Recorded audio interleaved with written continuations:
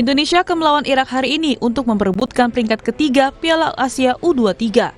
Pemenang antara laga Indonesia versus Irak akan memastikan satu tiket di Olimpiade 2024 di Paris, Prancis. Pelatih timnas Indonesia Sintayong sempat menyatakan tekadnya untuk membawa Garuda Muda lolos ke Olimpiade Paris mendatang. 저는 인도네시아가 한 번도 올림픽에 못 나간 줄 알았어요. 근데 68년도에 멜번에서 나갔다는 얘기를 듣고 이번에 그 히스토리를 알았기 때문에 이제 한번 우리도 도전할 때가 되었다. 저는 어떻게든 우리 인도네시아 축구 대표팀이 이번 파리 올림픽 나갈 수 있게끔 잘 할 것이고 저는 뭐 크게 그런 것을 부담보다는 우리 선수들과 같이 즐기면서 파리 올림픽에 입성할 수 있게끔 준비하도록 하겠습니다. Ambisi yang sama juga dimiliki timnas Irak. Pelatih timnas Irak Radis Heinasil menyatakan tujuan timnya di Piala Asia adalah untuk mendapatkan tiket Olimpiade Paris. اللي انبذل وحتى اكون دقيق وصريح بالكلام احنا جايين لقطف بطاقه وليس لاخذ بطوله فحتى ما احمل اللاعبين اكثر من طاقتهم اعتقد كثير من الناس لم تتوقع وصول المنتخب الى هذا الحد فالحمد لله والشكر علينا نقاتل على قطف بطاقة التأهل ونسيان هذه المباراة. Di laga nanti, Indonesia akan kembali diperkuat striker Rafael Struijk yang di laga lawan Uzbekistan kemarin absen karena akumulasi kartu kuning. Namun sayangnya, timnas harus kehilangan sang kapten Rizky Ridho yang terkena kartu merah di laga semifinal. Posisi Rizky diperkirakan akan ditempati Justin Hubner. Pengamat sepak bola Anton Sanjoy menyatakan Indonesia memiliki peluang mengalahkan Irak. Pola permainan Irak mirip Uzbekistan, namun tidak secepat dan sebaik Uzbekistan. Sintayong kan sangat ofensif. Ya. Ini timnya Irak ini dengan 4 pemain belakang yang sejajar dan ditambah dengan 5 pemain di tengah, bisa 2-3 atau 3-2, itu pergantiannya tuh jelas sekali. Mereka hanya meninggalkan satu striker sebagai target man. Itu persis sebetulnya dengan yang dilakukan oleh Uzbekistan. Ini pengembangan dari 4-4-2 sebetulnya. Formasi yang sangat aman, sangat balance. Ya. Tapi catatannya mereka tidak secepat Uzbekistan, tidak segahar Uzbekistan. Determinasinya juga nggak seperti Uzbekistan. Ini yang bisa membuat barangkali ada optimisme. Tapi jangan lupa mereka kuat, secara physically kuat, physical presence-nya juga kuat. Jika menang lawan Irak atau menempati peringkat 3, akan bergabung ke grup B sepak bola Olimpiade bersama Argentina, Maroko, dan Ukraina. Jika kalah dari Irak, Garuda Muda memiliki satu kesempatan lagi lewat babak playoff lawan wakil Afrika Guinea. Jika menang dari Guinea, Indonesia akan bergabung ke grup A bersama tuan rumah Prancis, Amerika Serikat, dan Selandia Baru. Laga Indonesia lawan Irak akan digelar di Stadion Abdullah bin Khalifah Kamis malam. Pengadil asal Arab Saudi Majid Al-Samrani akan memimpin laga sebagai wasit utama. Tim Liputan, Kompas TV.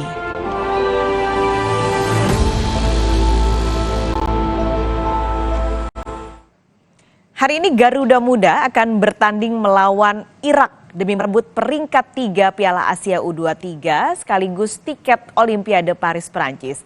Lalu bagaimana peluang timnas U23 di pertandingan hari ini dan bagaimana sebenarnya susunan pemain untuk memuluskan kemenangan Garuda Muda? Pagi ini kami akan berbincang bersama pengamat sepak bola Kesit B. Handoyo dan juga legenda timnas Indonesia Aji Santoso melalui sambungan Zoom. Bung Kesit, Mas Aji, selamat pagi. Selamat pagi, Mbak. Selamat pagi, Bung Kesit. Selamat pagi, Mas Aji. Salam olahraga. Salam olahraga juga untuk Bung Kesit dan juga Mas Aji. Kita ngobrol-ngobrol sebelum nanti malam Garuda Muda akan bertanding kontra Irak. Saya ke Bung Kesit dulu. Kalau melihat dari susunan pemain, Rizky Ridho akan tidak bertanding nanti malam karena kartu merah kemarin. Kira-kira susunan pemain menurut Bung Kesit yang bisa diracik oleh Sintayong dan bisa mengambil peluang yang baik nanti seperti apa, Bung Kesit?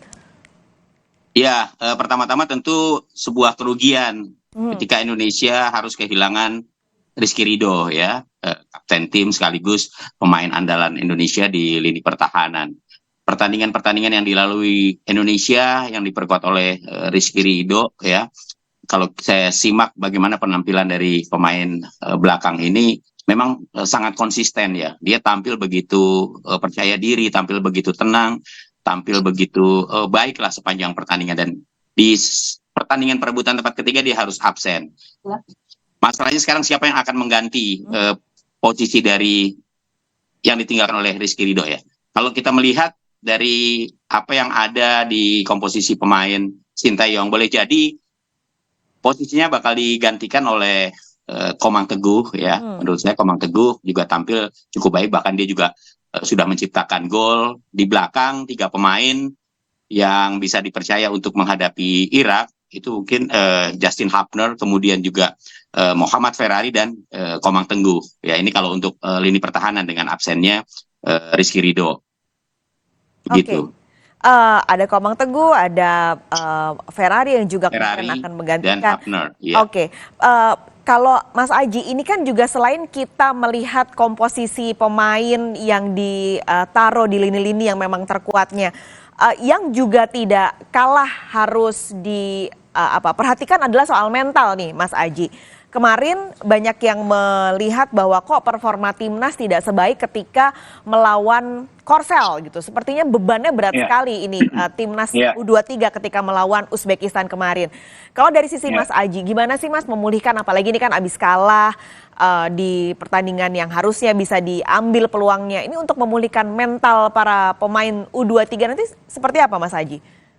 Iya, memang betul pertandingan melawan Uzbekistan tim kita tampil tidak seperti ketika melawan pertandingan melawan Yordania dan Korea Selatan. Kenapa? Karena memang sepanjang pertandingan kita lebih banyak ditekan sama tim lawan. Itu yang membuat pemain-pemain kurang bisa berkembang sehingga dalam permainan terlihat jelas bahwa dari segi aspek kita kalah, dari fisik kita juga sedikit di bawahnya Uzbekistan, dari cara bermain, dari penguasaan bola, dari peluang-peluang juga tim lawan semua ada di atas. Nah, ini memang menjadi perhatian khusus dari tim pelatih bagaimana secepat mungkin pemain-pemain ini bisa kembali menemukan performance terbaiknya seperti ketika melawan Korea dan Jordan. Itu yang paling penting. Nah, untuk itu bagaimana cara mengembalikan mental? Ini pertandingan ini memang cukup krusial ya. Kedua tim sama-sama menghadapi satu yang krusial, yang mana masa recovery juga tidak terlalu banyak, hanya 2 hari, praktis hanya Selasa dan Rabu karena Kamis hari ini juga harus main. Yang kedua memang bagaimana secepat mungkin pemain itu bisa mengembalikan mental seperti ketika pertandingan yang sudah dilalui. Nah, untuk itu yang terpenting adalah bagaimana pemain segera mungkin kondisi mereka harus bugar. Itu tentunya banyak faktor, bagaimana masa recovery-nya, bagaimana istirahat pemainnya, bagaimana masalah gizi pemainnya, tentunya itu sudah dipikirkan. Dan yang terpenting adalah Coach Sintayong tentunya menyampaikan kepada seluruh pemain bahwa pertandingan ini belum selesai. Bagaimana caranya tim kita bisa kembali ke performa terbaiknya sehingga bisa mengalahkan Irak, dan itu akan menjadi satu tiket otomatis di Olimpiade Paris nanti menjadi di tangan tim kita. Jadi menurut saya pemain harus segera melupakan kekalahan melawan Uzbekistan, harus segera kembali bugar, dan harus segera kembali mental pemain kepada performa terbaik di pertandingan-pertandingan sebelumnya. Seperti itu, Mbak. Oke, fisik dan mental harus jadi performa terbaik. Tadi mengutip kata Mas Aji, ini kan sebenarnya kalau di Piala Dunia mungkin perebutan tempat ketiga dan 4 ini tidak difokuskan, tidak seperti perebutan Piala ke-1 atau perebutan posisi 1 dan 2. Tapi bedanya ini adalah karena ada tiket Olimpiade tadi. Yang juga tentu diperebutkan oleh Indonesia, tapi Irak juga pasti mengincar hal yang sama. Saya mau ke Bung Kesit dulu. Bung, kalau melihat Irak nih ya, kira-kira gimana sih potensinya atau peluangnya? Karena kalau dilihat dari pertandingan ya, dari catatan pertandingan kita dengan Irak, sebenarnya Irak lebih unggul head to head melawan Indonesia. Tapi kira-kira seperti apa nih kekuatan Irak, atau mungkin ada negara-negara kah yang mirip kekuatannya seperti Irak? Iya, kalau bicara peluang, ya bicara kekuatan, menurut saya Irak dan Indonesia sama ya. Artinya peluangnya ini 50-50 gitu. Maksud saya Thailand yang berada satu grup dengan Irak itu sempat mengalahkan Irak di pertandingan pertama persaingan grup C ya. Saya kira ini bisa menjadi salah satu acuan juga bahwa Indonesia berpeluang untuk bisa menaklukkan Irak. Kalau bicara kekuatan Irak dibandingkan dengan Uzbekistan ya, walaupun mungkin dari tipikal permainannya nyaris sama, tapi secara kekuatan sebenarnya Irak tidak sebagus Uzbekistan gitu ya.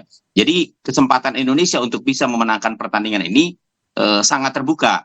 Kemudian satu hal yang menurut saya juga sangat penting untuk menghadapi pertarungan perebutan tempat ketiga ini, karena memang ini adalah perebutan untuk bisa mendapatkan tiket langsung ke Olimpiade Paris 2024, Indonesia harus menjadikan pertandingan ini layaknya pertandingan final. Ya, untuk bisa merebut juara, kira-kira seperti itulah ya. Jadi tiket ke Olimpiade menurut saya menjadi salah satu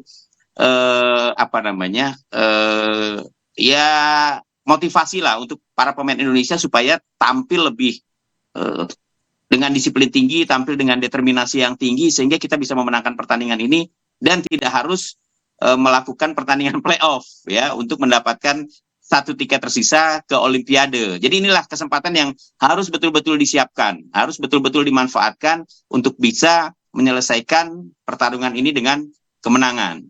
Dan kesempatan itu sangat terbuka, Indonesia punya peluang, ketenangan Indonesia dalam bermain juga sudah terlihat, tinggal bagaimana kemudian recovery ya yang dilakukan oleh para pemain Indonesia ini harus betul-betul baik. Karena kita ketahui bahwa 2 pertandingan terakhir ini betul-betul menguras tenaga ya. Kita berharap para pemain Indonesia bisa tampil prima, fit sehingga bisa memberikan perlawanan yang memadai kepada Irak sekaligus merebut kemenangan untuk menduduki peringkat ketiga dan merebut tiket Olimpiade. Nah, Mas Aji, ini selain tadi kalau Bung Kesit melihatnya adalah ketenangan, ini juga banyak dipuji karena beberapa kali pertandingan masyarakat tuh kalau kita baca komen-komen netizen, Mas Aji bilang ini udah seperti tim Eropa gitu permainannya. Meskipun tetap ada kritik bahwa kadang komunikasi yang dibangun oleh tim di lapangan nih kok kadang suka ada miskomunikasi gitu. Ada gol bunuh diri yang terjadi di Korea Selatan, kemarin juga di Uzbekistan. Mas Aji, ini bagaimana membangun komunikasi? Mungkin Mas Aji juga bisa memberikan tips dari pengalaman Mas Aji membangun komunikasi tim. Apalagi ini kan sebenarnya anak-anak muda ya Mas ya, di bawah 23 tahun usianya. Apa tipsnya Mas Aji? Ini juga yang jadi kunci penting untuk nanti pertandingan malam nanti. Iya, sedikit saya menyambung dari yang disampaikan Bung Kesit tadi, memang sangat benar. Kekuatan kita sama Irak itu berimbang, peluangnya menurut saya memang 50-50. Tinggal bagaimana pemain kita bisa mengembalikan performa terbaiknya seperti pertandingan sebelumnya. Kan begitu. Perbedaan antara Irak dan Uzbekistan, yang pertama adalah Uzbekistan organisasi baik penyerangan maupun pertahanan sangat rapi, penguasaan bola sangat kuat, sehingga untuk susah untuk ditembus oleh tim kita. Itu perbedaannya. Beda dengan Irak ya, meskipun sedikit-sedikit hampir sama. Nah, kalau kembali untuk komunikasi, memang komunikasi ini sangat penting di dalam sepak bola. Tentunya komunikasi tidak hanya melakukan hanya oral aja, tapi pergerakan body language itu juga penting ya untuk di dalam sepak bola. Jadi yang terpenting adalah bagaimana setiap individu memahami satu sama yang lain. Ini yang paling penting karena di sepak bola tidak hanya bisa berbicara dengan melalui komunikasi, tapi dengan pergerakan itu juga merupakan komunikasi. Nah, inilah yang harus ditingkatkan oleh pemain kita. Kembali lagi saya sampaikan, kalau Indonesia bisa menampilkan permainan terbaiknya, tidak tertutup kemungkinan kita bisa mengalahkan Irak. Yang menjadi kendala adalah sama apa yang dihadapi dengan Irak dan dihadapi dengan di Indonesia saat ini, sama krusial masalah recovery dan masalah mentality. Itu yang paling penting. Yang terpenting adalah bagaimana secepat mungkin pemain dalam kondisi yang fresh, karena kebugaran fisik pemain itu akan menjadi salah satu yang menentukan pemain tampil bagus atau tidak. Dan mental ini penting. Jadi pertarungan nanti malam ini adalah pertarungan kebugaran fisik dan kebugaran mental. Tentunya pasti ditunjang dengan taktikal cara bermain yang baik dari kedua tim. Jadi saya berharap mudah-mudahan dengan recovery yang hanya 2 hari ini, pemain-pemain kita bisa maksimal recovery-nya, makanya istirahatnya, tidurnya, makannya. Nah, itu nanti akan menjadi salah satu penentu yang menentukan kemenangan pertandingan nanti malam, Mbak. Artinya kalau tadi soal taktikal, selain tentu recovery fisik dan juga mental, Bung Kesit, ini kalau taktikal pemain, kita bicara sekarang lini tengah yang biasanya jadi kunci untuk membangun serangan. Apa yang perlu dimaksimalkan? Kita punya Nathan, kita punya Irfan di sana, apa yang perlu dimaksimalkan, Bung Kesit? Iya, 4 pemain Indonesia ya, di kanan ada Rio Fahmi atau mungkin Fajar Fatur Rahman yang akan diturunkan, kita masih belum tahu, tapi di antara keduanya ya, boleh jadi Rio Fahmi yang akan menjadi starting line up.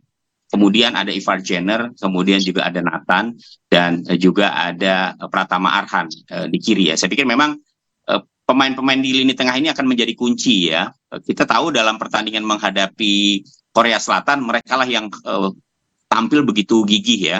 Mereka tampil begitu Spartan sehingga mampu untuk selalu meredam, memutus serangan-serangan Korea Selatan.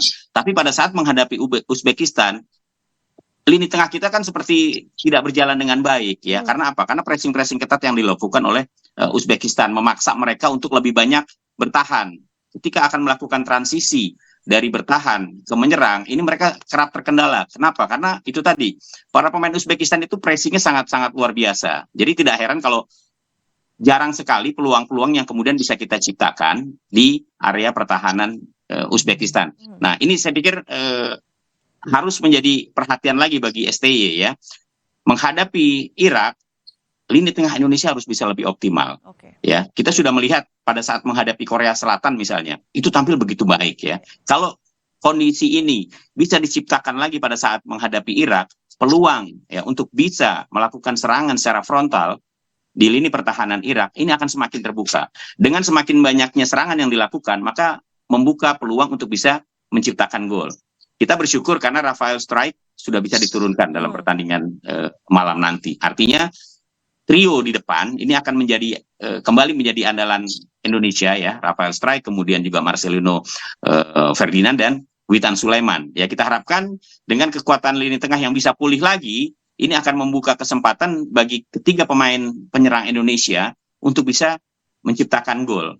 Semoga itu bisa tercipta. Tapi lagi-lagi bahwa recovery ini juga menjadi hal yang sangat penting ya. Karena ketika kita bisa melakukan pressing ya, ketika kita bisa melakukan serangan, memberikan perlawanan, itu kan yang pertama-tama harus siap adalah bagaimana stamina para pemain Indonesia. Karena kita harus menyiapkan diri dalam pertandingan yang bukan cuma 90 menit, bisa jadi 120 menit, ya bisa jadi juga harus diakhiri dengan adu penalti. Oke, mungkin saya terakhir ke Mas Aji, ini pertanyaan yang sama. Adakah sorotan dari Mas Aji atau pesan dari Mas Aji untuk lini tengah Indonesia yang akan bertanding nanti malam, Mas? Iya, tentunya lini tengah kita ada Ivar Jenner dan Nathan ya, ketika melawan Korea dan lawan Turki memang sangat bagus. Kembali lagi bahwa tetapi jangan lupa bahwa sepak bola juga tidak bisa mengandalkan 2 pemain ini. Tentunya sepak bola ini adalah olahraga yang mementingkan kolektivitas tim. Tentunya dibantu dengan Witan, dibantu dengan Marcelino, bisa membau untuk bisa memperkokoh lini tengah dan lini depan gitu. Jadi kalau saja nanti kalau gelandang kita dua pemain kita ini bisa menemukan kembali penampilan terbaik, tentunya akan banyak memiliki peluang, akan banyak memiliki kans di depan ya, tentunya didukung dengan 2 wingback kita kanan dan kiri ini mudah-mudahan juga bisa maksimal. Tetapi jangan lupa juga bahwa tim Irak juga tim bagus. Ini pertandingan akan seru ya. Pertandingan akan seru karena masih ada target utama dari kedua tim ini adalah bagaimana kedua-duanya ini merebutkan tiket otomatis ke Olimpiade. Tentunya ini kita semua berharap Indonesia bisa menang supaya Indonesia bisa secara otomatis ke Olimpiade. Ini paling penting. Mudah-mudahan 2 gelandang kita tampil energik, kebugaran fisiknya bagus, menemukan permainan seperti pertandingan-pertandingan sebelumnya. insya Allah kita akan bisa mengendalikan permainan dan bisa memenangkan pertandingan. Mudah-mudahan seperti itu. Doa dan harapan masyarakat mudah-mudahan juga bukan jadi beban untuk timnas U23 bertanding malam ini, tapi jadi semangat dan energi. Siapa tahu kita bisa mengulang Olimpiade 1956 di Melbourne lagi. Betul. Bung Kesit, Mas Aji, terima kasih. Nanti kita lihat sama-sama nanti malam pertandingan timnas U23 melawan Irak. Terima kasih sudah bergabung pagi ini. Sehat selalu. Sampai bertemu lagi. Terima kasih. Pagi, Bung Muli. Dan saudara, pada usai jeda kita masih akan bahas soal timnas. Kita lupakan kekalahan, pemain-pemain bintang Garuda Muda siap lawan Irak menatap Olimpiade Paris. Berapa harga transfer Garuda Gemilang ini di bursa pemain sepak bola tanah air? Kompas Bisnis akan membahasnya.